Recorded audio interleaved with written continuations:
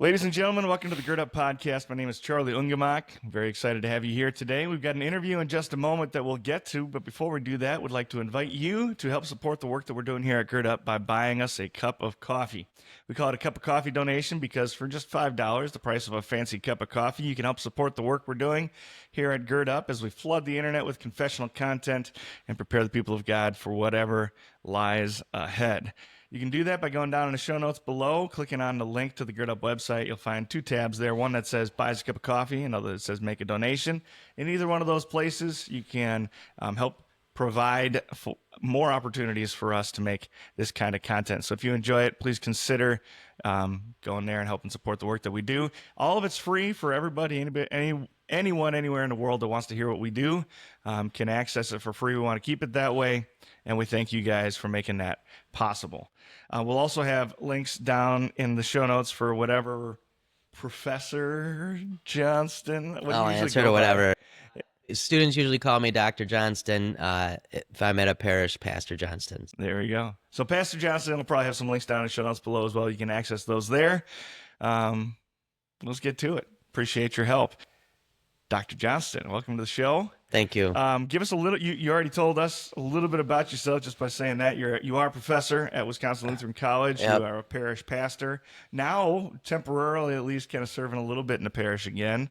All kinds of exciting things going on. Why don't you give us a little introduction to who you are and what you do? Sure. So I was just walking campus a little bit. I got here early, and it's always nice to go and go down the hallways and see where my class is now. And I see we're on the main floor still. We've made it out of the classrooms. We're actually in the hallway. We're sadly moving closer and closer to the basement. But I was class of 2004 here at Wisconsin Lutheran Seminary, class of 2000 at Martin Luther College. One of the interesting things with my class, as far as I know, we're all still in the ministry.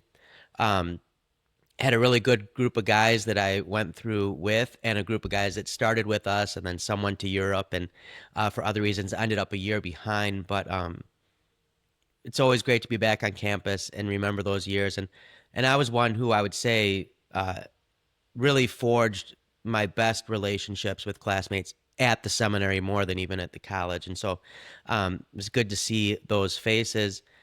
I was assigned to a parish in Saginaw, Michigan, so north of Detroit, and I'm a native Michigander. I grew up in Metro Detroit, Livonia, Michigan. I grew up Roman Catholic, so Roman Catholic school through 8th grade, and then public high school. Shout out to the Livonia Franklin Patriots.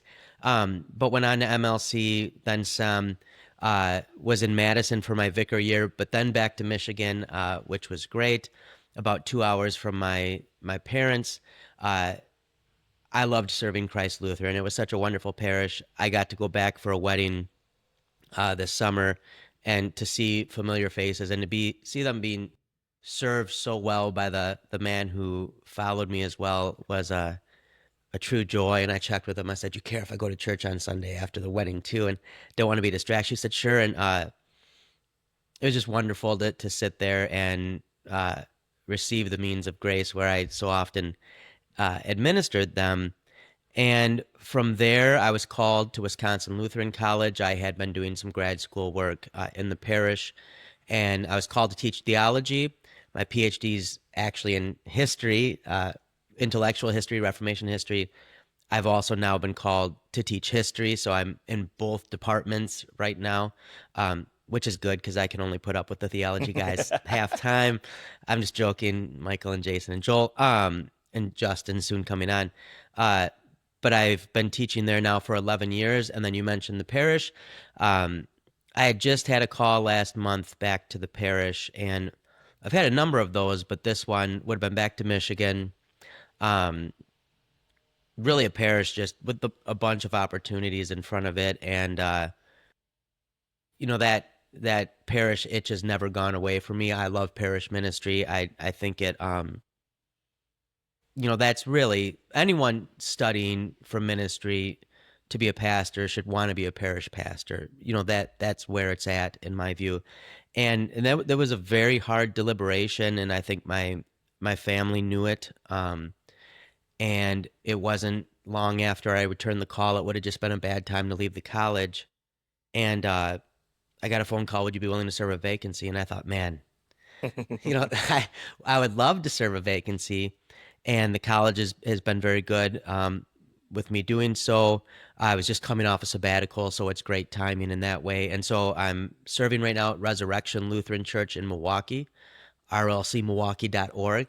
If you don't have a church home, we're not trying to draw people from other churches, but if you don't have a church home, if you're in the area and looking for a service, Sundays 9 a.m.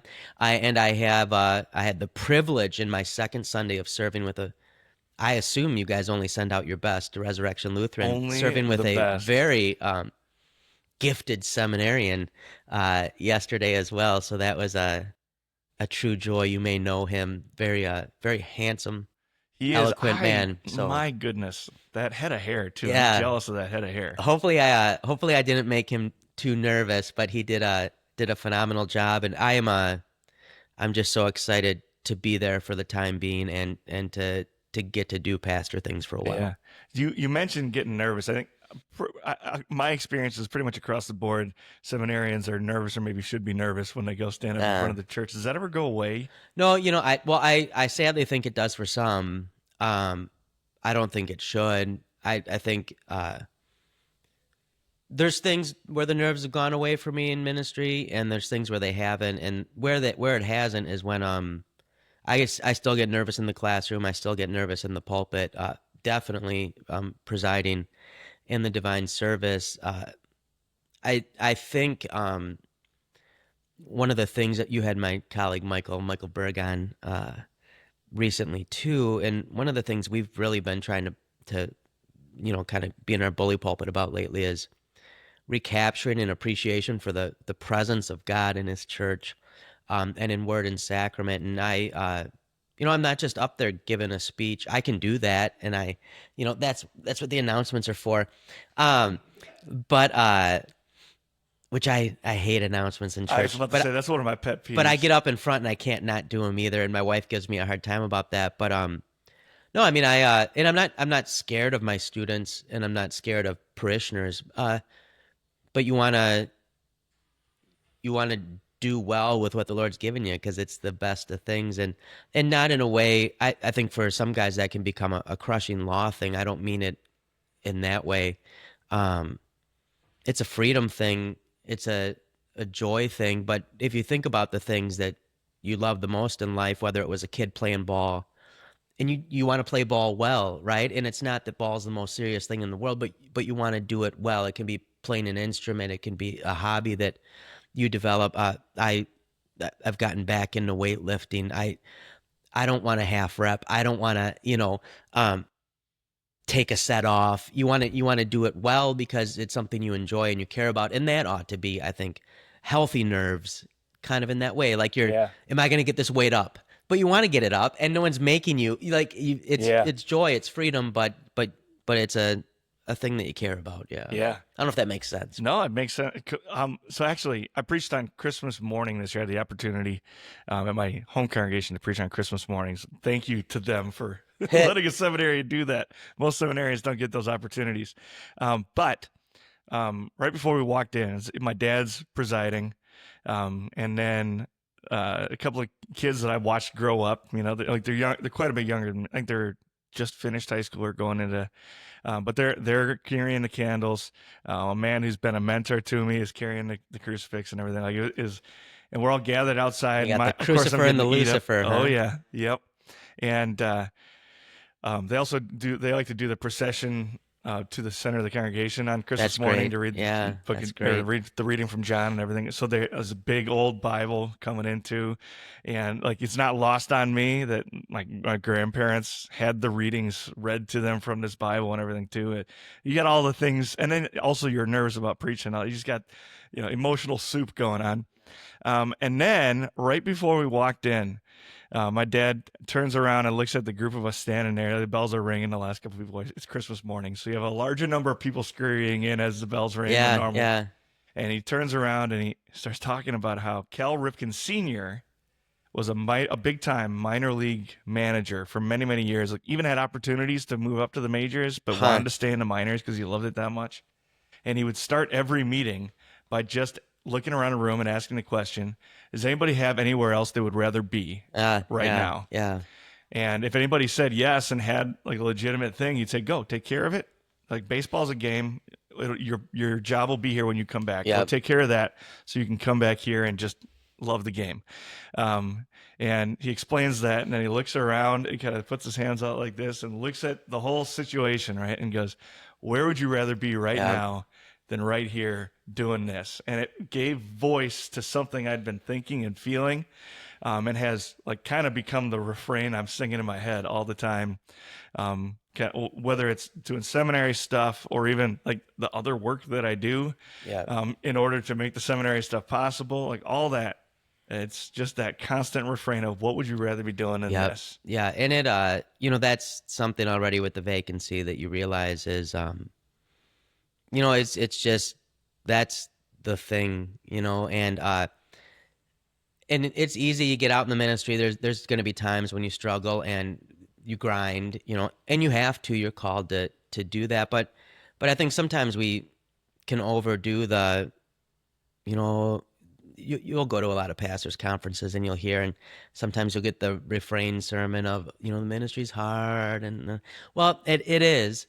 But at the same time, what in the world would you rather do? And at its core, it's the easiest thing in the world.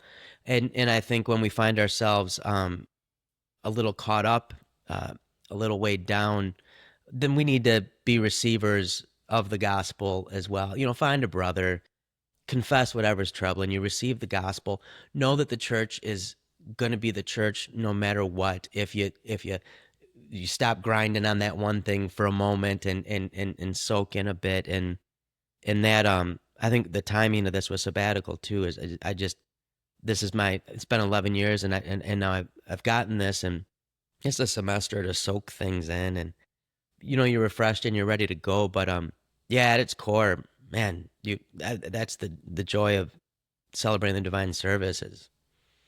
Yeah. What else would you possibly want to do, in that moment, other than what we get to do then? Yeah. So you're clearly someone who enjoys the academic world and academic life. You enjoy the writing, all those kinds of things, and yet your heart still kind of yearns for parish ministry. Sure. Why do you think that is? I didn't, when I started grad school in the parish, it was kind of for fun and because the congregation was supportive and knew, like, pastor likes learning, let them learn. It wasn't because I necessarily was hoping to teach anyone but my people. I did, as part of the program, teach at the college, which I enjoyed, but it's different than teaching in the church. And, really it was to supplement ministry, and members would know, it's been, you're bringing in a lot of interesting stuff as you go, and it kind of kept me fresh. I think personally, I have to stay stimulated, right? To be thinking, to be learning, or not only is it going to be worse for me, but it's going to be worse for those I'm serving as well. I think spiritually and physically, that's just true. I've learned, in that you're, if you let yourself just coast, well, then you're gonna coast, right? And so I wanted to be studying because I wanted to be studying. I've there's just things that I've found fascinating, and some of those are things that I always return to, and then some is being able to chase new things. That's the fun of the college, is I've taught 20 some courses and I get to do some new, but there's the oldies. I'm going to go Reformation history. I'm going to end up back at sometimes I got to take a break, but I'll go back to, and, but I don't think that's a separate thing from parish ministry. If you look at the great ages of the church,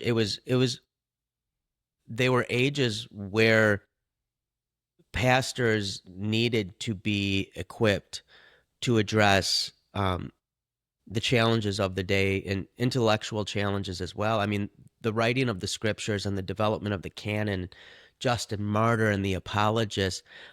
It's not that every priest or pastor was equally intellectually rigorous, but the church recognized the need to have shepherds who could both address the flock and those around the flock well.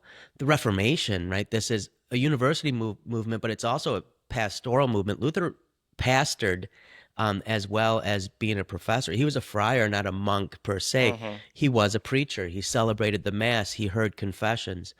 CFW Walther in America he's everything, right? He's a pastor, he's a professor, he's heading the church body.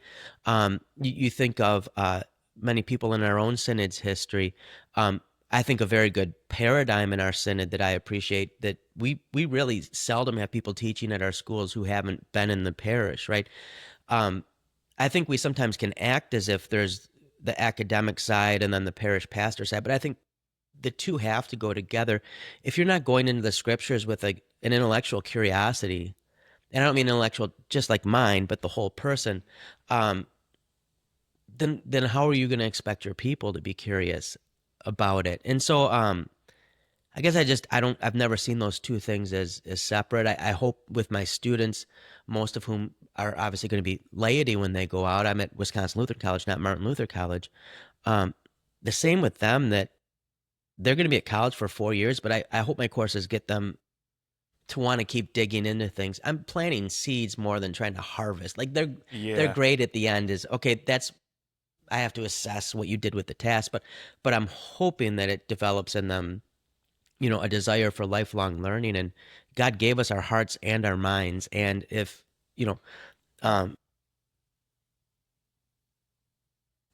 we aim for mediocrity, we're going to get mediocrity. If your people see you care and you want to learn, that's going to mean a whole lot more to them. And that doesn't mean that they have to think their pastor is more educated or smarter than them, but they do, I think, need to think, especially in our day and age, that their pastor is curious and wants answers. The resurrection on their church sign, I don't know how to change the church sign. I have to figure that out. And it's not bad that they have this on there, but one of the things it sometimes says is answers inside. And that's great, but then as a church, we have to actually be ready to give answers. And that means we also have to be able to listen, to hear the questions. And so to me, it's just always come out of the desire to do parish ministry that I want to be able to interact with people meaningfully. And so I've never thought knowledge just for knowledge is a thing. And I don't think the church has ever thought that, but I have thought, knowledge is a wonderful gift from God. It's fun to grow in. And I think it is extremely useful. We've unfortunately seen with the kind of commodification of knowledge, it's just become data driven in our age, so that, I mean, you even have politicians who will argue, why do you need college? You could just watch documentaries, or you'll just Google and get your data. But we saw that with COVID, with the virtual learning, how many kids were just regurgitating Google. And they would be the first to tell you, many of them, that set them back.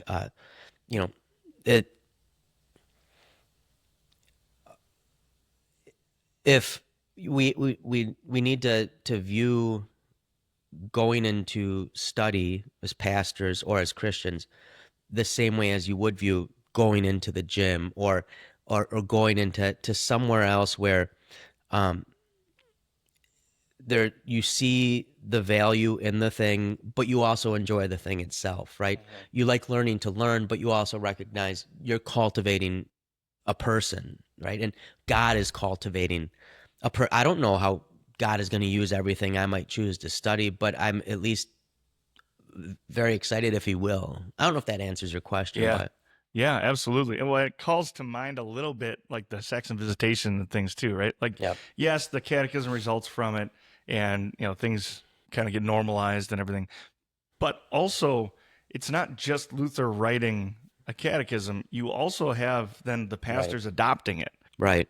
Yeah. And so, yes, we talk about how ignorant many of them were and so forth, and that's true.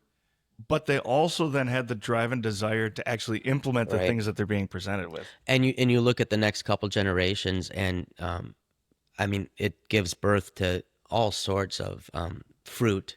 We sometimes can be a little bit hard on orthodoxy, and you get dead orthodoxy, whatever else.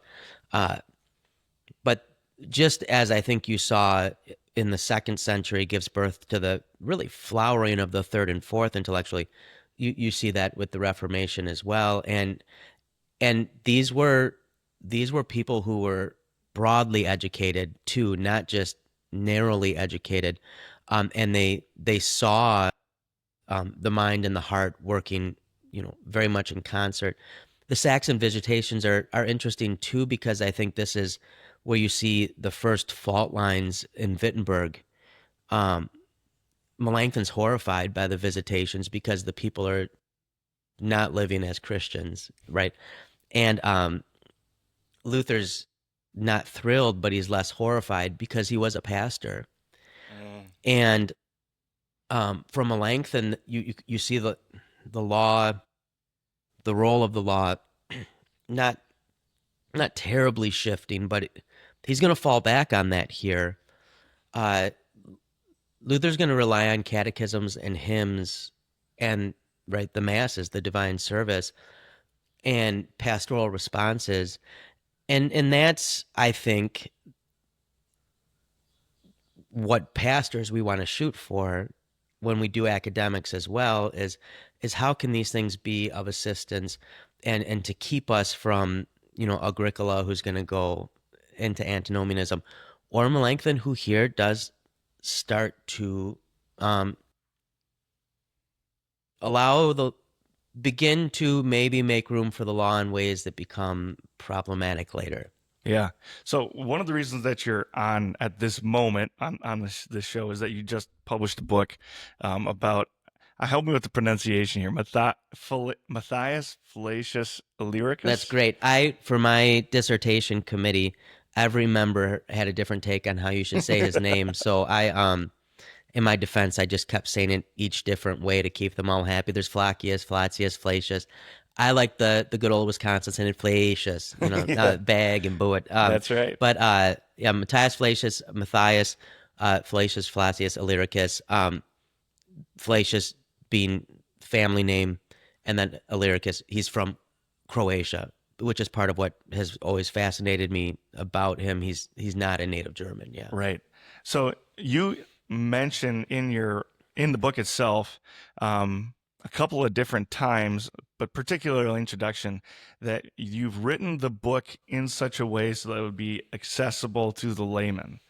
But even with it having been written in order to be accessible to the layman, it still, frankly, requires a fair amount of understanding and knowledge of Reformation history.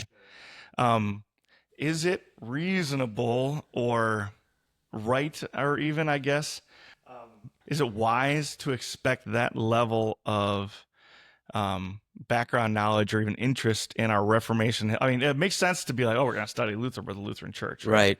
But now you're talking about 2nd and even 3rd generation Lutheran scholars. Can we expect lay people to have that kind of knowledge, and why would that be important? Yeah, I not only think we can, I think we should. Now, there's a difference between me saying what we should expect and what we need to expect, right? There's where we are currently and where we maybe should be in a lot of ways. We live in a day and age where the Bible and church history and all sorts of resources are more accessible than ever before, and yet also a day and age in which both Christian clergy and laity are probably less catechized and scripturally literate than ever before. And part of the way I think that we've helped make that possible is we just keep aiming low, and then we decide, well, we need to aim even lower. We've seen that in the education system as well. We've seen that in expectations of people and personal responsibility. I think people would be shocked to know how familiar with the scriptures in the Christian past many ages of church history were. Now, I'm not saying everyone should know who Flacius is. That's the whole point of the book. I wouldn't write the book if he, CPH, when they advertise it, is studying a lesser known or unknown reformer. But I do think with the basic narrative of the Reformation, confessional Lutherans should be familiar. We,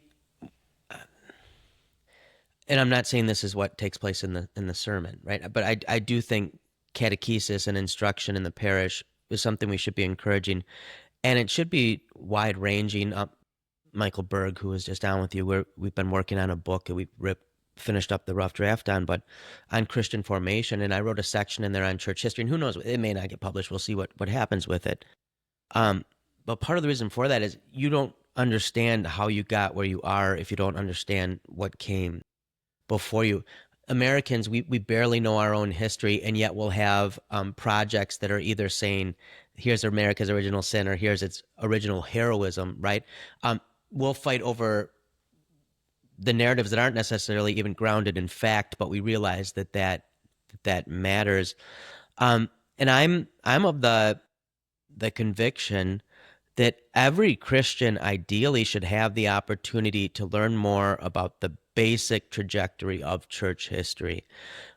Christianity is a religion that's rooted in history that few others are. And we believe that we have a God who is active in the church and present in the church in every age. We have confessions that are born out of ages and contexts and creeds. And the scriptures themselves, you don't read the scriptures in a vacuum. I remember my grandmother, now in heaven, she was Lutheran. My mom had been raised Lutheran, but I was raised Roman Catholic. Is a long story for another time.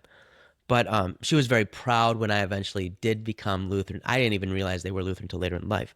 But so she liked to ask her seminarian grandson questions. And I remember she was reading in the Old Testament, and she called me, and she was very concerned that she had committed idolatry. And I said, well, what did you do? And, well, she had the Christmas tree up, but she was reading in the Old Testament, and Asherah poles came up. And I said, well, are you hoping for fertility? Are you looking to have? Is your Christmas tree phallic shaped? She said, well, no. And what she was doing was a very laudable thing. She was reading the scriptures, but she benefited from not reading the scriptures alone. Yeah. From reaching out to her grandson, or if she had a study Bible. And as Lutherans, we teach scripture alone, but we don't mean that you read scripture alone. Uh-huh. We read scripture with our families. We read scriptures with our churches. We read scripture with the communion of saints.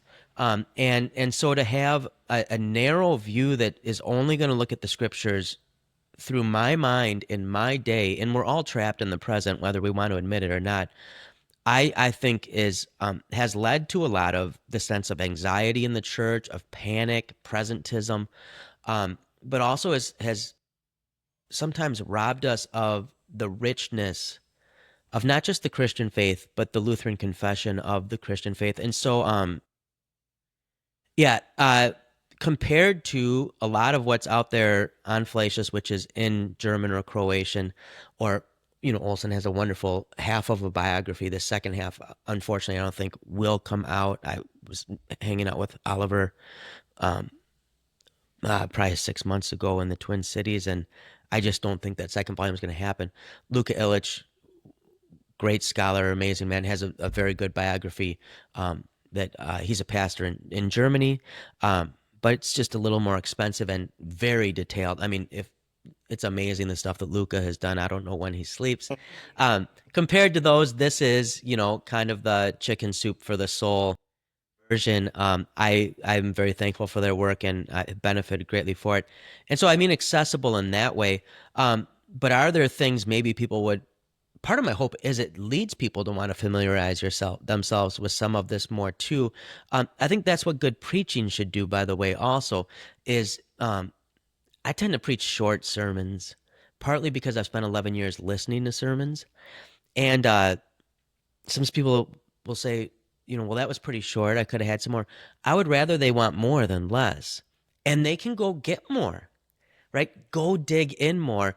I think it's good when we leave people wanting more, when we sometimes push them, when we sometimes give them things to think on later or to want to read about, search about. I mentioned C.S. Lewis's Four Loves in my sermon this last Sunday on the parable of the Good Samaritan. Most of them have never read C.S. Lewis's Four Loves. Maybe someone will, and they could understand the sermon without it. They didn't, but I think the church, and you see this with many young people, they want more substance, not less.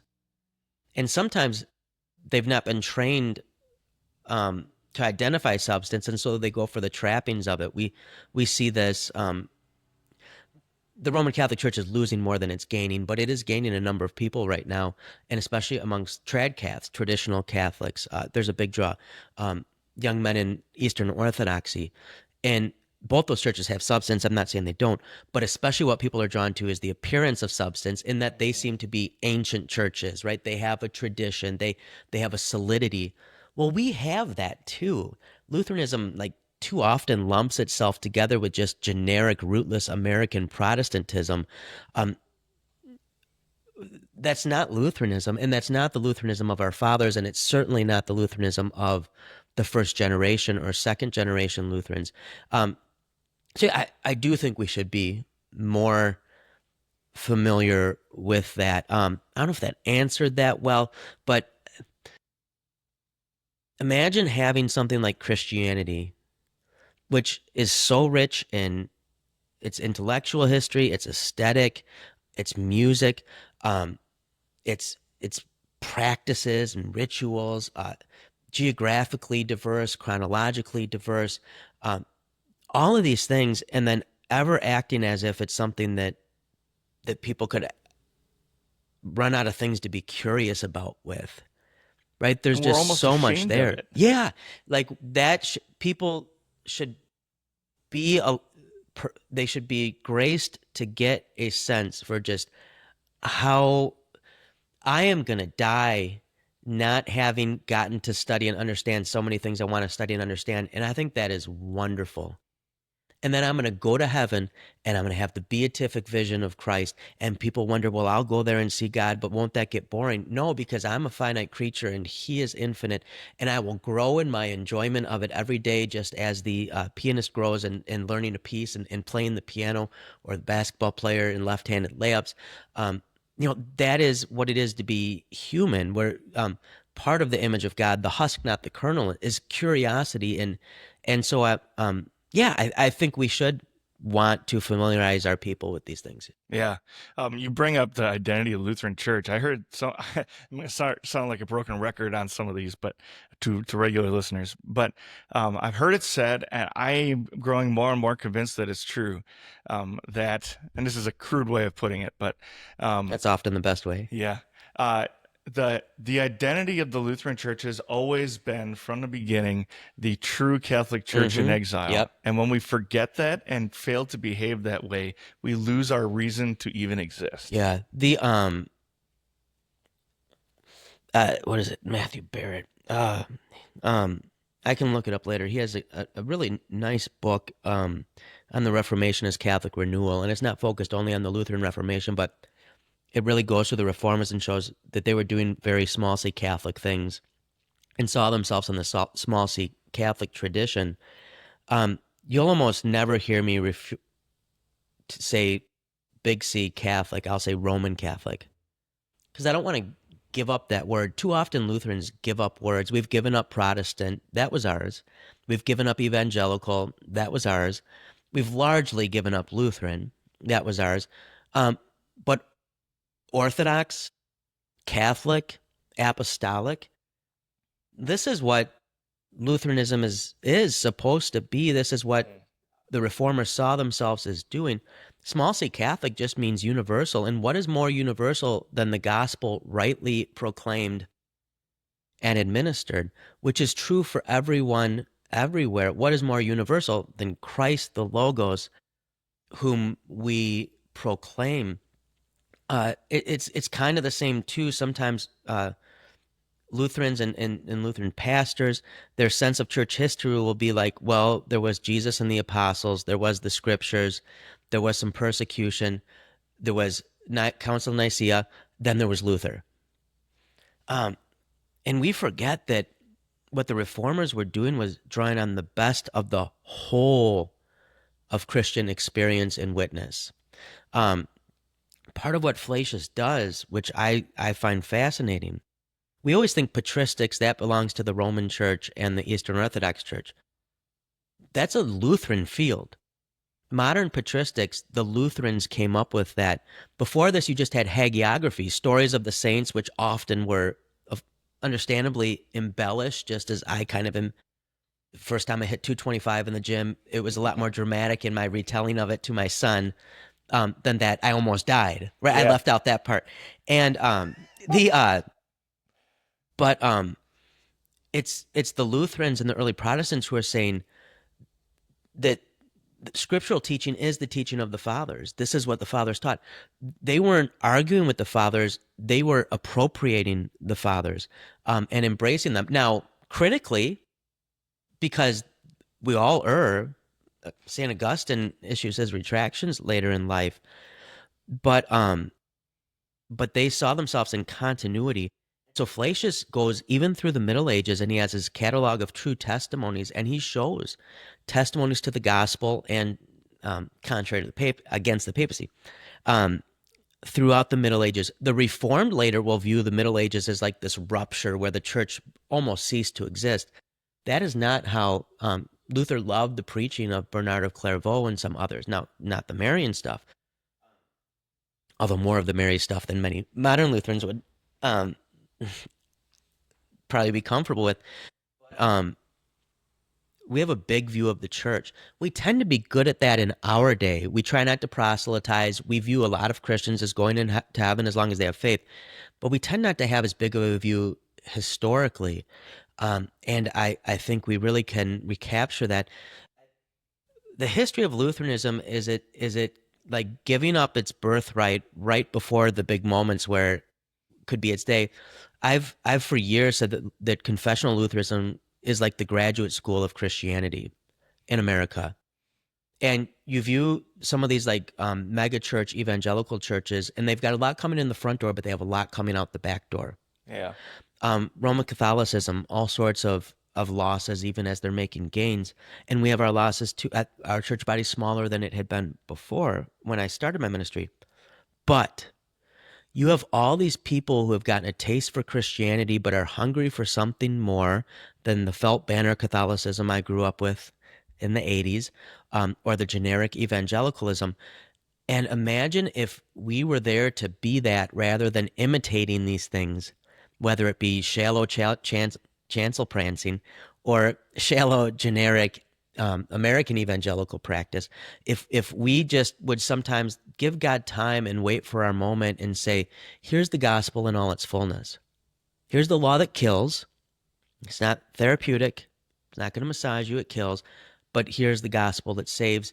Here's pulpit and altar and font. Here's word and sacrament. Here's preaching, but also the rituals that Christ has instituted for his church.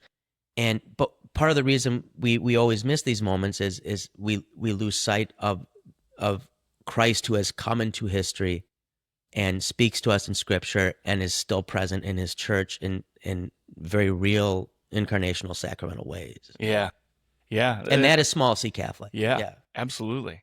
There's kind of two different directions I don't even want to give them big C Catholic, but I'll let them. I'll say small C Catholic. Well, there does come a point where, like, I wholeheartedly agree, and you're not contradicting what I'm about to say. There does come a point where it's just so stinking confusing. Yep. And that's why you say evangelical in America, people mean what Fox News or CNN mean by evangelical. Right. Protestant is the service at the nursing home that's not Roman Catholic. Yeah. And unfortunately, those who have abandoned the Lutheran tradition still call themselves Lutheran. Mm-hmm. So, I agree. We should not just concede the term Lutheran to those who have abandoned Luther. Yeah. But at the same time, like when you start, like I'm about to go vicar in South Carolina, there's the church that I'm at is has Lutheran right at its name. Yeah. But there's a lot of churches around, especially newer churches that are Lutheran, but don't have Lutheran explicitly in their name, just from the practical sense of, for better or for worse, and every pastor will make different decisions on this. But for better or for worse, when people drive past and they see the sign, the only connection they have to Lutheranism in their It's head what they've seen in the news. is what they've seen in the news, Yeah. which is not us Yeah. and is not okay. Yeah. And so, no, it's definitely a challenge. And you'll hear me speak of Protestantism often, but I get very nervous even speaking of Protestantism, because for most people that's such a watered down term. I still have a great affection for the Roman Church because I was baptized in the Roman Church. Much of my family still is. The Roman Mass, take out a few things, is a wonderful confession of the Scriptures and the truth. The Mass itself, not necessarily what you might hear in the homily, not the sacrificial stuff. But I have a great affection and appreciation for it. Yet at the same time, I recognize if a Roman Catholic hears Protestant, they think Baptistic, non-denominational. They don't think us, right? Yeah. In the same way as a Protestant hears Protestant, they're thinking big tent. We're all not Roman Catholic. The word it has no substance to it in the way that it used to. That being said, that doesn't mean whatever I call my church, that I ought not teach my people. We're the OG Protestants. Yeah. We are Orthodox, and this is what it means. We're small c, Catholic, we're evangelical. There's no reason we can't teach those terms to our people and be cognizant of their value. Sometimes I think we just give them up, and then it's like if you get a wonderful old saintly Lutheran who reads through the Book of Concord, who hasn't in a while, and then they read, we've not abolished the Mass, and they get all confused because the Mass for them is just entirely the Roman Mass. Well, I don't call the divine service the Mass. You're not going to hear me do that. But it is the Mass, right, in the best sense. And again, so that person, if they come to me, I'm going to teach them and say, oh, yeah, we've got the best Mass out there, right? We've got word and sacrament, hopefully properly preached and administered. And so there's still a pedagogical value to the term, even if I'm not going to put on the church sign Mass at 9 a.m., That being said, sometimes we have people who come to Lutheranism from a Roman Catholic background who will speak of the divine service as the Mass, and I don't correct them. Yeah. Right? Because if that term has value to them still. So, yeah, I think you're very right in your sensitivities. When I talk about giving up the terms, I mean, they ought not go off our radar. Yeah. Yeah. Okay. There is a movement among especially you've got different classes of non-denominationals, right? You've got kind of the pseudo-Baptists, basically. Yep. And then you have like a 4-point Calvinist. Yep. Yeah, right. And then you have like the very generic kind of like mystic Christianity kind of thing going on, right? Where whether you want to call it just like empty preaching or chancel prancing or whatever you want to call it, right? And one of the buzz terms in those circles is we're going to go back and we're going to do church the way that Jesus and his disciples did church. Mm-hmm. Right? We're going to go back to the way they did things. Right. Which is always anachronistic, by the way. Yeah. But it's very attractive especially to young people, especially people who are still Christians but have been burned by a church of some kind. Yep. Or who who look at the modern church and don't understand, why we teach the things that we do, whether they're right or wrong. Coming from we see things through a secular lens often, right? Unless we intentionally do otherwise. So we're looking at the teachings of the church, don't understand where they come from or even that they're biblical, and go, we're just going to do the Jesus thing instead, right? Or even is a little less popular now than it used to be, but even that sentiment of, well, I love Jesus, but I hate religion, right? All that is kind of the same idea. Yep. What is lost when we sacrifice the history and tradition of the Christian church at large, right? Small c Catholic. Yep. When we sacrifice that on the altar of being relevant or whatever the goal is, what do we lose when we do that? Yeah. So my doctoral dissertation, I was knee deep in this for way too long. But I had to do something comparative. That's what the committee wanted me to do. And so I compared, that's became my book, Devil Behind the Surplice, which I have great fun with because my colleague Michael wears a surplice.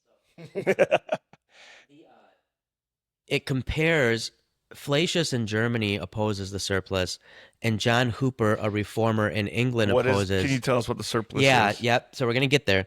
So Hooper was a religious refugee, Protestant, big P Protestant, or whatever we're saying for generic, makes his way to Zurich, and Heinrich Bullinger, who followed Ulrich Zwingli, and is very influenced by the Swiss Reformation. Then Henry dies, and Edward comes to power, but he's very young. He's going to have regents, and the Reformed see this as their moment. And Hooper, the king, and those in power want to make him a bishop. They want to promote him. And he says, okay, but I'm not going to shave my beard, and I'm not going to wear this thing called a surplice. Flacius in Germany talks about the same thing. They call it a choric or surplice. And we'll get to what it is, but the emperor had reconquered much of Lutheran Germany after Luther's death. I always think God really spared Luther in calling him home when he did. And he's trying to re-Catholicize Germany. And so he tries to do it especially through ceremony. And some people will say, well, he wasn't trying to make them Roman Catholic again. There's a letter where he basically tells a relative that's essentially what he's doing. And by imperial law, he's reintroducing ceremonies into churches or trying to force this. Many Lutherans oppose this. And one of the things he tries to force is that some Lutherans were still wearing this thing called a surplice, but many had changed vestments. They were still wearing vestments, but they weren't wearing this mass vestment. And he says, you got to wear it. And so both these guys reject the surplice. Flacius was not a pastor. He was not ordained. Like Melanchthon, he was a theologian, but he wasn't ordained, so he wouldn't have been vesting. Hooper refuses to wear it. Flacius says the devil's behind it. Well, all the surplice is if you have a cassock, right? So the black that you'll see, it's not that different than a black Geneva we might see in a Lutheran church. Just got buttons down the front. Yeah. And for lack of a better term, almost like a skirt at the bottom. Yeah, and so kind of where the Roman collar, so Protestants invented the clerical collar. That people always think the Roman Catholics came up with that. Protestants came up, but you had this round collar. And vestments often come from clergy don't keep up with fashion. So, it's kind of a remnant, just like the alb is a remnant of from Roman time. Well, you'd have the cassock, and then the surplice would be a mass vestment that you would wear over that. Often you'd have additional mass vestments that you'd wear above that. Some Lutherans still have cassock and surplice today. You can see it. But if you've ever watched a Roman Mass or like EWTN and something the Pope's doing, it's what the altar servers will often wear, or the priests who are just acting as priests, not celebrating the Mass itself. They're acting as assistants. It's the most harmless vestment ever when you look at it. But Hooper refuses to wear it because he thinks it's popish. And he says we shouldn't wear any vestments at all because the apostles didn't wear vestments. Well, we don't know what the apostles wore. But he argues for the apostolic and primitive. That's a refrain that you'll hear. Flacius says, I don't care about the surplice, but since they're saying we have to wear it, you shouldn't wear it. So he's got that good Lutheran tradition of you say we got to dunk, well, we're going to sprinkle. And I shouldn't say good Lutheran because I'm fine with dunking or whatever. But kind of like the state's trying to command it and is trying to make it sound like it's necessary for salvation. So he's arguing from a gospel point. He's protecting justification by faith. But this desire in Hooper for the apostolic and primitive shows up in a lot of the Reformed, and then it shows up in the Anabaptists, think Amish and Mennonites in our day. And what this is a desire to recapture what they think was like original OG Christian practice. The problem is it's always going to be anachronistic because we don't know. I'm an historian, however I'm going to say it. And I've studied this a lot. We have some good guesses, but until Justin Martyr, for instance, you don't get a really solid description of the divine service. We don't get we get some talk about the appearance of people, but not their dress. And so what I'm doing is I'm imposing my own day and my own concerns upon a past that did not exist as I imagine it. All we have as history is history as it's come to us, filtered through every age, which is how God wants it to come to us, because He's the God of history. And so what often happens in churches that are trying to, quote unquote, reclaim the apostolic and primitive is they're revealing more about themselves than the apostolic or primitive. You see this in Latin Rite, TLM, Tradcath movement, right? They think they're recovering ancient Roman Catholicism. What they're recovering is Tridentine, medieval and post-Reformation Catholicism. Vatican II actually, the Novus Ordo is probably closer, not probably, it was based on researching what we know about ancient liturgy. But what's the draw of the TLM over the Novus Ordo, which is the common Mass in English that many will see if they go, is that it feels more ancient. It feels older. It feels more traditional.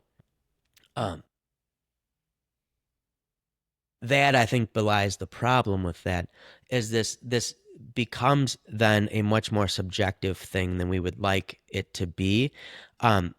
I really think we need to recapture the concept of aesthetics in philosophy. Aesthetics is a very important branch of philosophy. Now we speak of aesthetics mostly like, I like your outfit, or I like how you decorated, your room, which is very nice, right? And, but aesthetics recognizes that beauty affects the whole person, right?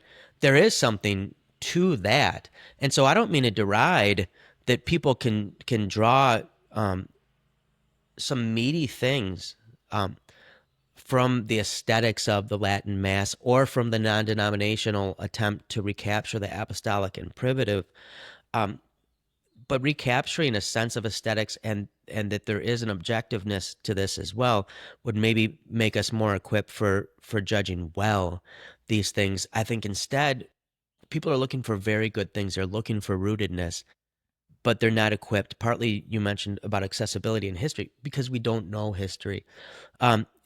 This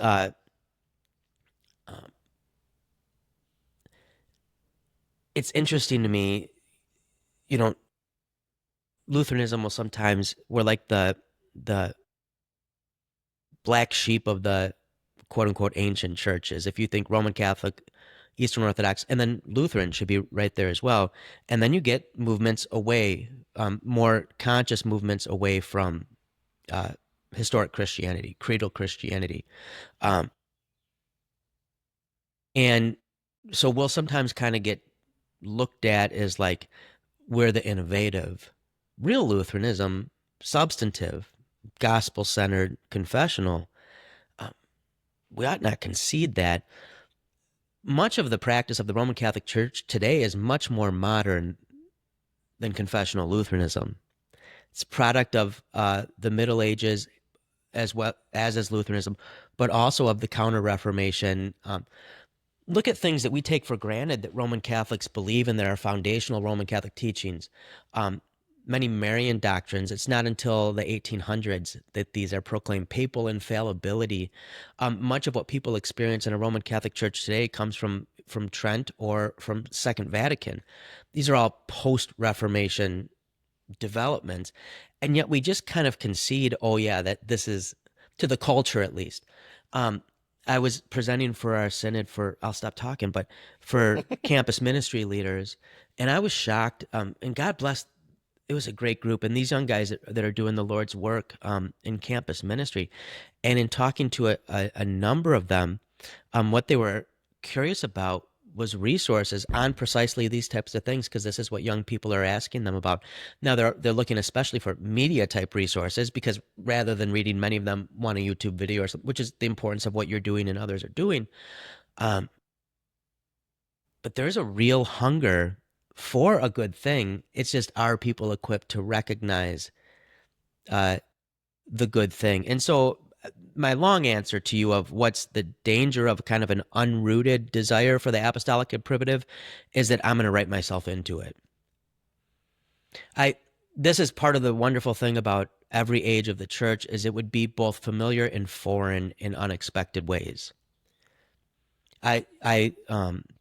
was in Rome over sabbatical again, and so this is my second or third time, I can't remember. But a colleague and I, Jason in Oakland, and I will be leading a study abroad tour for students, but also those who want to go along. We did one for Reformation Germany. It went really well, had a great group. So I was seeing a lot of sites multiple times to try to be ready for that. I love seeing the catacombs and St. Sebastian, man. It's just powerful. And you can't go to the catacombs and not try to imagine, okay, what was it like for them? But the problem is the tour is it's going to impress you, but also disappoint you, because they'll point out that not a lot of what you think about the catacombs wasn't actually the case. But then there are also things that will really draw your attention. One of the things with St. Sebastian is that Peter and Paul's bones were supposedly there for a while, especially during persecution, to protect them. Paul now supposedly is at St. Paul's outside the walls, and Peter at the Vatican. They buried him in the swamp, right? The Vatican was built on a swamp, that's what I said. You go and then you see at one point as a Lutheran, and you go, Peter and Paul, pray for us.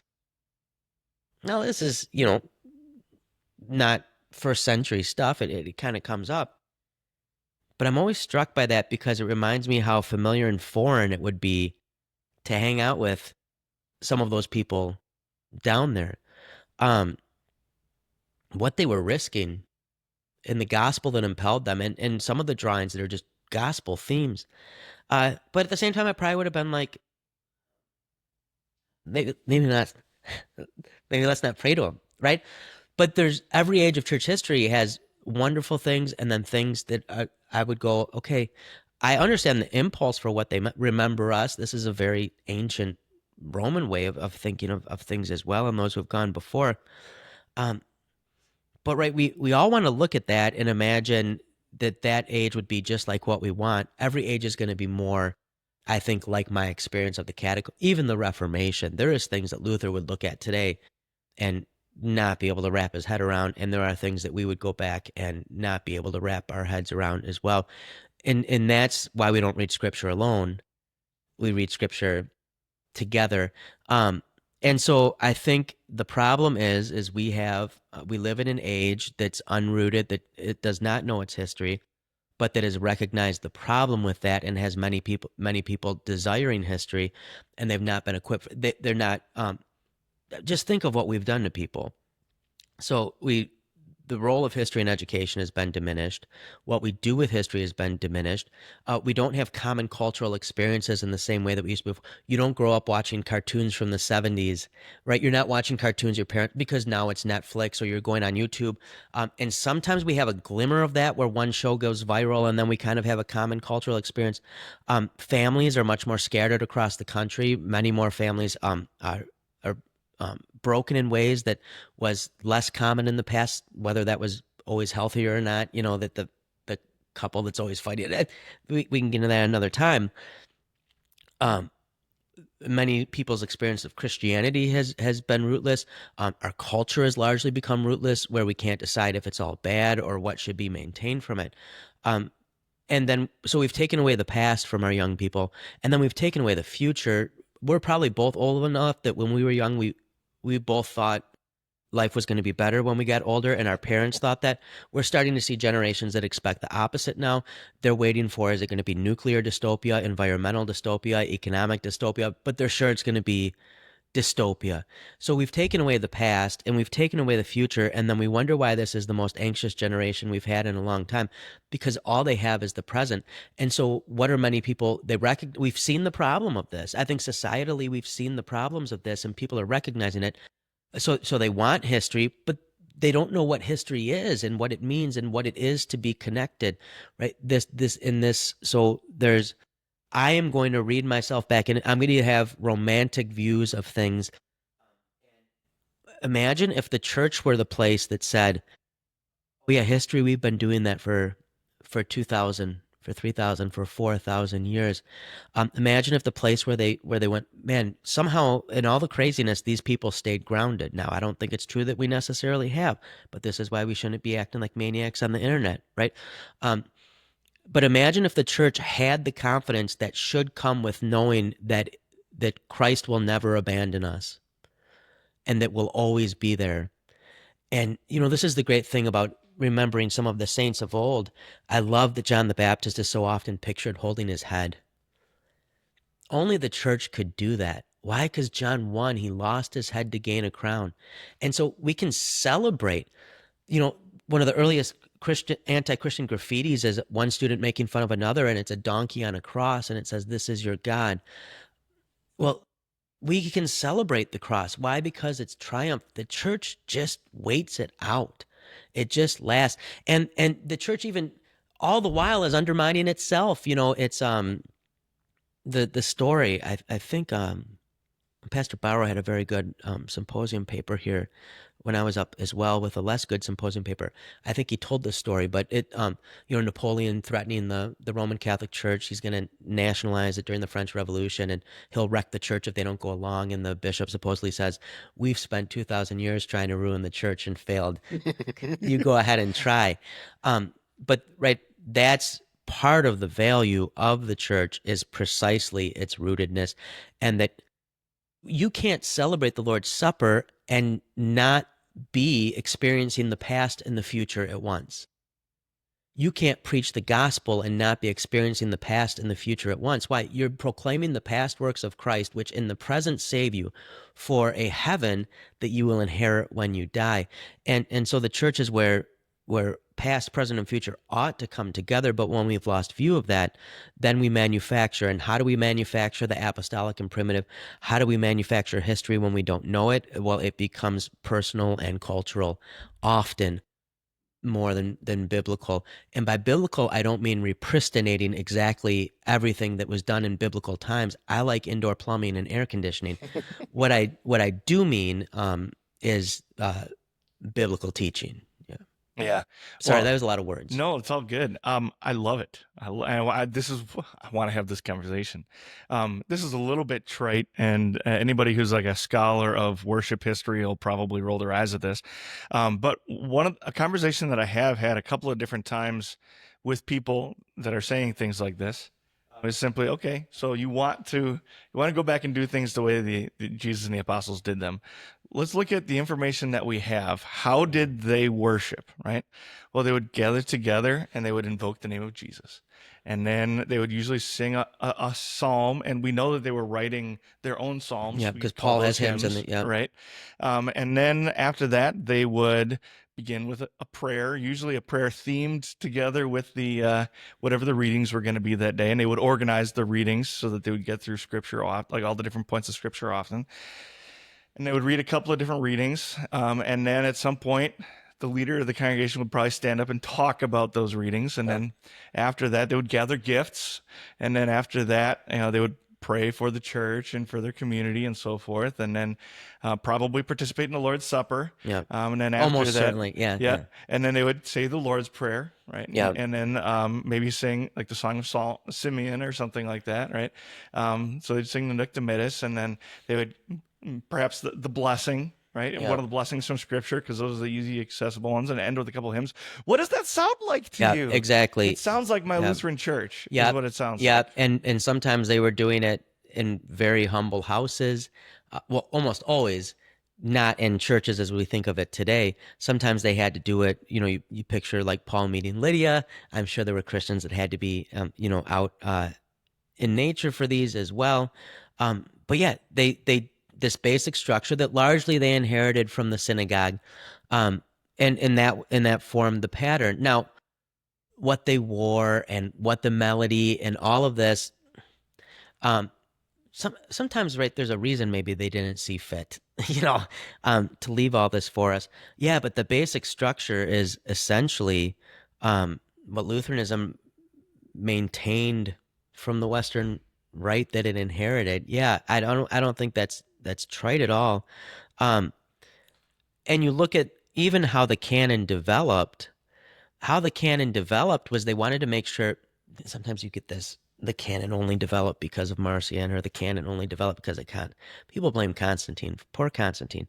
They blame for everything. He had his faults, but my work with the Mormons, one of their favorite refrains is, "It's not until the year 300 that there's even a Bible at all." And it's give me a break. You can see Origin has almost all these books listed. Very, very early on, we see these coming into form. Paul, it seems, is even keeping some of them and making extra copies of the letters that he's writing, cognizant of their importance, because when he asked for some of his papers we brought to him, this is probably, what he's talking about.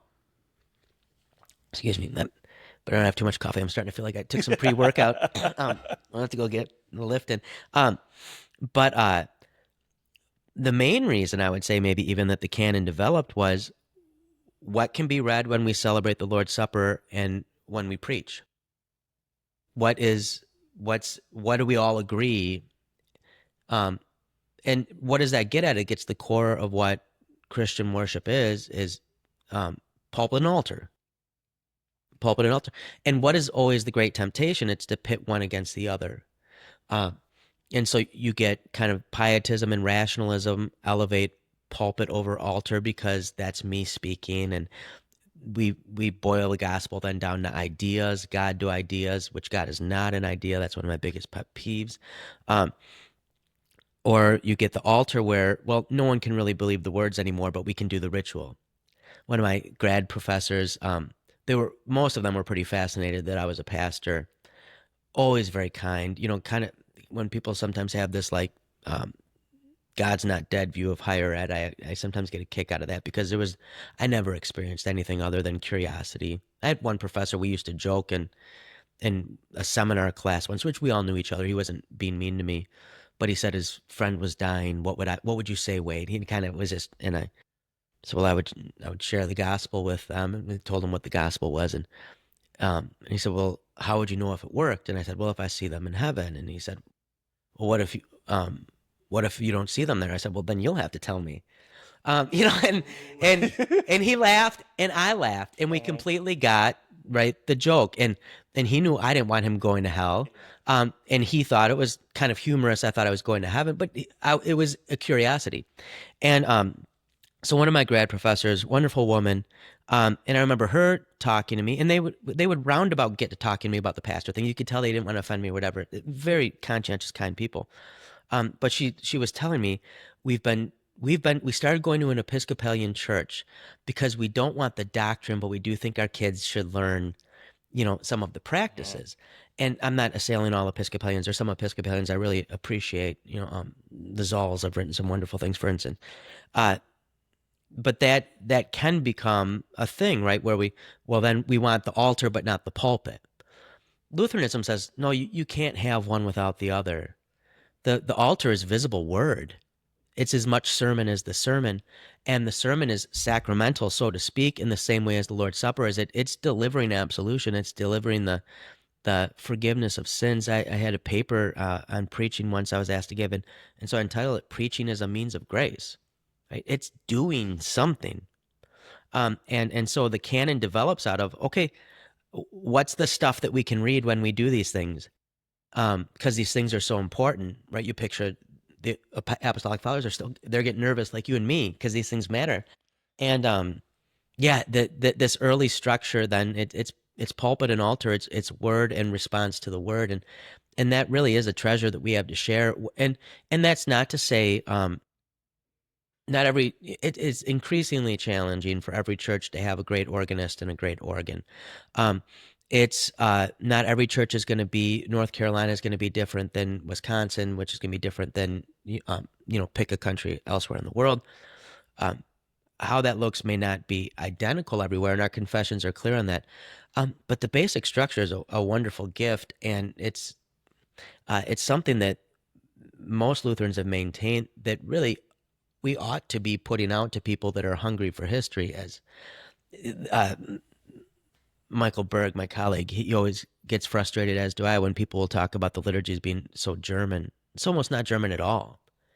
It's one of the most diverse chronologically and geographically, linguistically, ethnically things you can have. Lutherans largely received and then put some good.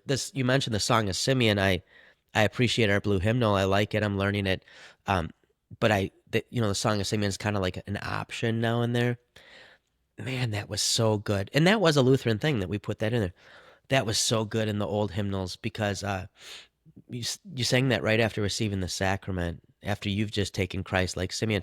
And you know what that made for? Great funeral sermons and great deathbed talks as you commune them as they get ready for the real feast, right? This is their last appetizer. But that's one of the few things that Lutherans, kind of tinkered with. And that's a wonderful, it's kind of like sometimes we read the Fathers and there will be a doctrinal debate or controversy and they'll appeal to the liturgy. And kind of in our the Reformation trauma of the Roman Catholic appeal to tradition above Scripture, sometimes Protestants in general, Lutherans also, will read that and then we go, oh, yep, see, they're doing a Roman Catholic thing. No, they're often appealing to the liturgy because the liturgy was simply Scripture arranged in a ritual fashion, and because things didn't get into the liturgy unless they were tested and viewed as biblical. And so what they're saying is, why are you saying this thing that contradicts what we've been doing for a few hundred years, right? And so they're not making, as a Lutheran, I would argue, they're not rejecting Sola Scriptura. They're just saying, let's read the Scripture together, and here's a way to do that. And I think of the little we know of apostolic worship, as you mentioned it. They're like, here's some stuff from the synagogue that seems like it'll be useful. The canon's kind of coming into being. Here's some things. And they're doing the best with what they have. But the basic pattern, I think, tells us something about how they viewed what happens when Christians come together. Yeah. Now, you early on in this episode, you mentioned that we have low expectations for the laity, and they're getting lower, frankly. I think so, at least. Yeah. I know, I wholeheartedly agree. I'll go ahead and say it's happening. Obviously, not a blanket statement. There are always exceptions to the rule. But even and this is self-condemning and harsh on my friends and colleagues too. I recognize that. But early on in my teaching ministry and even in doing the podcast and things, I noticed in myself a bit of an attitude almost of like, I understand why the cult workers are here in church every Sunday and so forth. What's everybody else doing here? I love the Lord enough and I love all of this enough to say, I'm just going to spend my life doing this as a vocation, whatever that might mean. And it's meant a couple of different things over the years. But what about the average person who hasn't made that sort of like, I'm not sure I understand why you keep coming back. And the more I thought about that, the more like disturbing it was to me that I could even think something like that. But I don't think it's off. Yeah. Yeah. And frankly, I think it's a sentiment, whether it's explicit or not, it's a sentiment that you will often find among clergy of we're the Christians, and then we also have some people that we're trying to pull along and tug along. And that is you can't really get much lower on the expectations than that, right? And the Hermann Sasse, his books as they're translated in English, some of them are called The Lonely Way. And the challenge as called workers is that we are somewhat isolated individuals. We're giving of ourselves all the time and we're dealing with people all the time. But the ways in which we're having contact and dealing is often rather isolated, right? We live a very a life structured differently than it's according to the church here. It's root. We have a job that's not kind of a job like any other job, and it can be. And so some parts of everyday life for everyone else we're imagining or remembering from an ever more distant past when we weren't clergy. Part of that is because people will hedge clergy off from. It's kind of like you get in an elevator in the hospital and someone cusses and then they realize you're a pastor. This is why I like wearing the collar. Then they know I'm a pastor right away. And then they apologize, right? Because that's not part of their life they're supposed to share with clergy. And so we're also economically dependent upon the viability of institutions that often can be struggling, right? And we value those institutions. We see them as important. We see their history as important. We want to see them thrive. And so we can start to feel a burden on us that we've got to keep these things going, and then we've got to get the chance to share the gospel. But to do that, we've got to get them here, and it can become, well, what will keep them here, stop them from leaving, what might get them coming in, and then we're doing ministry from a place of fear, and also from a theoretical place, because our attachment. This is where, if you're blessed to serve a small parish and you have more time than you know what to do with, go coach a little league team. Go volunteer for some community thing, and don't do it to do ministry, so to speak. Do it to be with people, to get to know people, to interact with them while being a pastor, but not necessarily first and foremost as pastor in every interaction. And I think in so doing, and I've kind of gotten to do this because for some reason no one really thinks college theology professors are ministers in the same way that parish pastors are. I sometimes we have people say, "Well, are you still a pastor though?" And well, I like to think so. I'm taxed as one, or not taxed as one, but so I think I've got to experience that a little bit more, and I think that would reinforce for us that what people really want and need, they might not be able to articulate it, is what the church is there for. Yeah. But it can become easy to doubt that, especially when, unfortunately, those we spend a lot of time with who are used to that, like us, are going to be the most prone to take it for granted. Yeah. Or to want to chase other things. This is Professor Brug always used to tell us that when you want to introduce something, don't just be cognizant of your parish or your brothers, especially if you serve, like when I served in Saginaw or the Milwaukee area. Someone from someone else's church is going to come to your church, and they're going to see what you do, and it might be good or bad, but they're going to go say to their pastor that he should do it, right? Because those of us who are regularly in church, and I think especially church workers can be prone to this, then we can become bored with the things. And I don't mean bored in a way that we don't care about it, but familiar with it. And we can lose sight of what it's really there for. Pastors know the experience of being with a 90-year-old who's dying, who suddenly acts as if they've never heard the gospel. And they've heard it for 90 years. But the gospel doesn't get old, and we need to hear it again and again. In a day and age where less and less churches are just letting people have the gospel, just letting people have the gospel is the thing that people need. The problem is God's going to give that. Sometimes he's going to bless it, sometimes he's not. Sometimes a church is on its last legs and it's just going to go under. I think sometimes people think the most talented pastors are the ones that get sent off to all the new church starts. But some of the most gifted pastors I know are the ones who are at a church that's going to close or merge. And they have to serve people in that. And they're serving in a way that many others couldn't.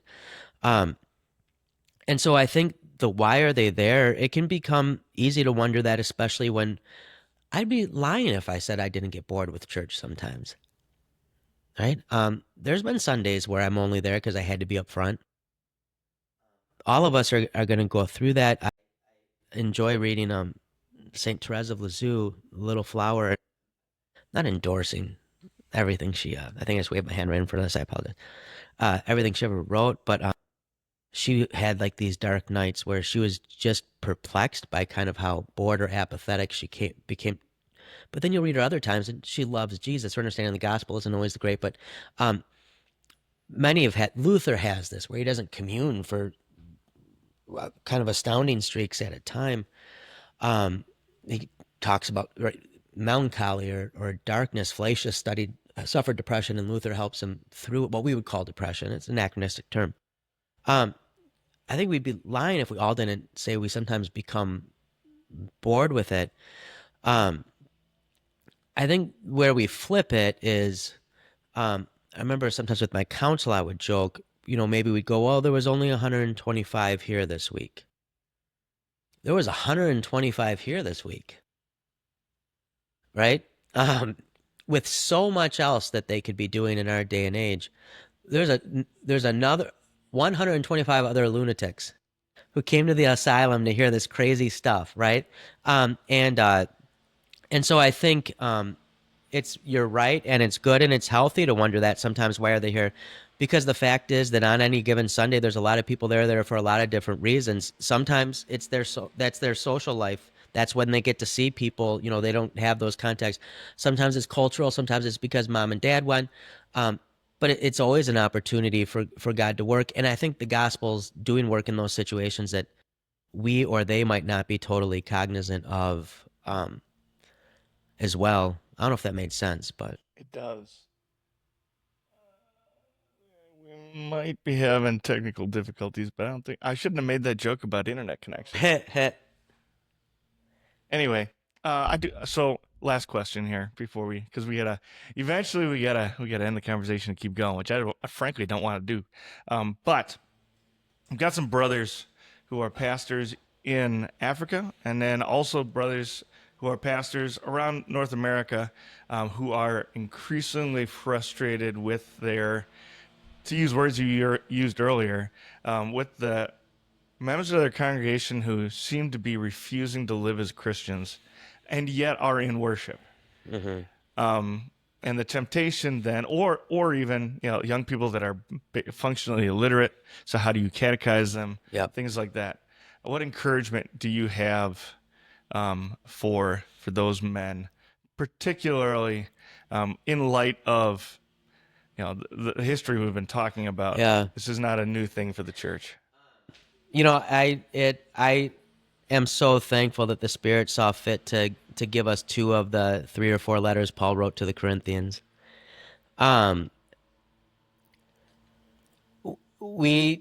It's very easy to imagine purer, cleaner ages of the church that existed. Even in the parish, there would be times there were things in my parish I was concerned about because I didn't want pastors at other parishes to think we were a bad parish or I was a bad pastor if I put up with it. When we use the word parish, right, there was a real value in parishes back in the day. This was the church where you lived. You didn't drive 30 minutes to go to this or that church. This was just the people you were with, and so you called each other brother and sister in the early church. Well, if you grew up with siblings, you know that you didn't always like your siblings, and your siblings weren't always the best, and you didn't ask for them. One of my kids, I won't say which one, I remember, came and visited their new brother or sister in the hospital and asked if we were bringing them home, right? And this would have been a bad thing. And the idea of a parish, I think, is instructive for us. It's helpful. And there's 2 extremes in church history. There can be the kind of the reforming zeal that wants the church to be this carefully curated, perfectly pure gathering of people. And then there can be the side that just says, well, we just need people, and so you got to let people do whatever people are going to do, overly permissive. And then actual church, Jesus has to talk about wheat and weeds for a reason, because he knows this is going to be the case. One of the things I think a pastor really has to develop is an ability not to hear things and to play dumb, to give things time. You can't address and fix everything all at once. And that can weigh on the conscience, that can weigh on the heart, because we want to do the right thing all the time. But there's a reason that the Bible talks about things being seasonal, right? We're called to bear fruit, and you bear fruit in season. So when is the right time to address the right thing? Sometimes I would have couples who wanted to take instruction and join the church, and it turned out that they were cohabitating. They had no clue this was wrong. Well, did I just immediately go to the 6th commandment and say, decide right now, are we ending this or not? I played dumb, and I catechized them. And then the time for the conversations came, and they usually went much better than I expected. But we have churches full of sinners, and we have churches full of sinners who are less catechized than they've been in many times in the church's past, and are less equipped for fighting against their own flesh and the allures that abound in modern society, and how readily accessible these things are. As pastor, I have to wrestle with, there's a time for church discipline, there's a time for rebuke. Is the person at that time, or does the person even understand, right, what is going on? As far as illiterate children, well, this is most of church history.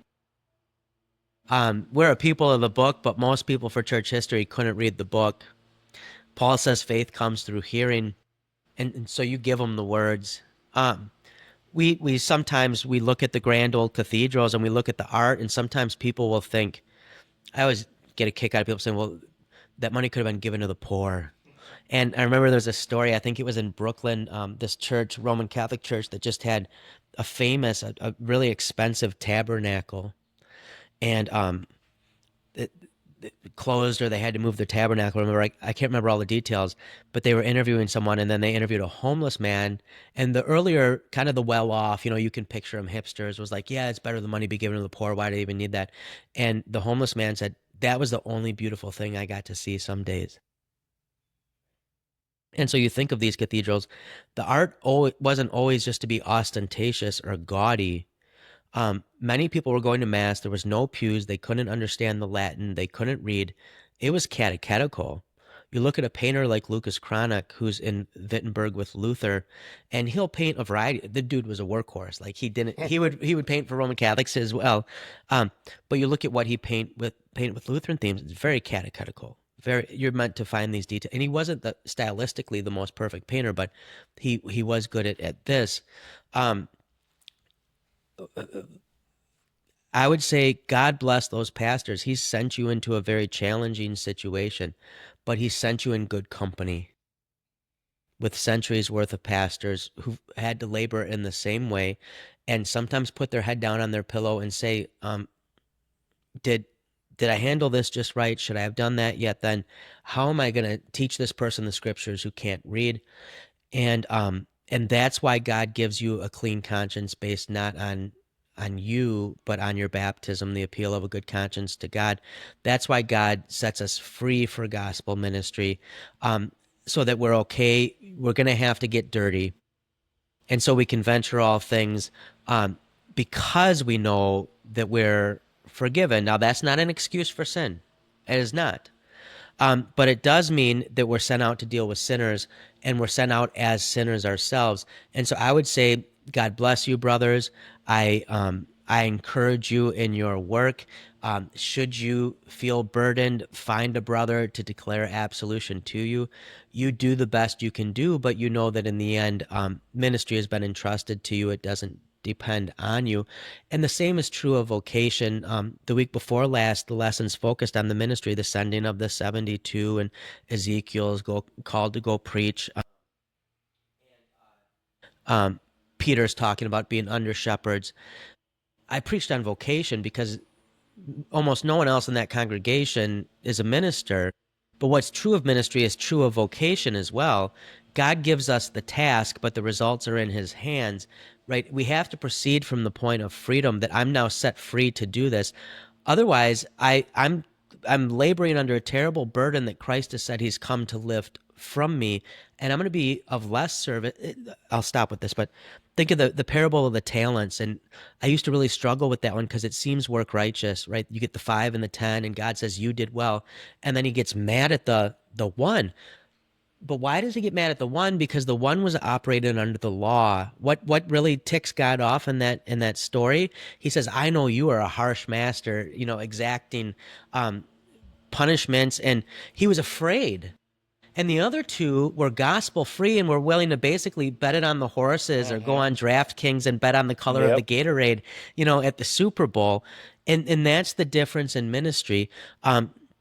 And so I think we always remember the challenges or opportunities as well. We get to minister to people who need us, right? And we'd be out of work if they didn't need us. That's the wonderful thing about God putting us in a place where we deal with sinners, we're always going to find them. And so are you going to do exactly the right thing? No. Should you try to do the right thing? Absolutely, yes. Is it on your shoulders? No, it was on someone's shoulders 2,000 years ago. Are you in good company in dealing with it? The church has had to deal with this.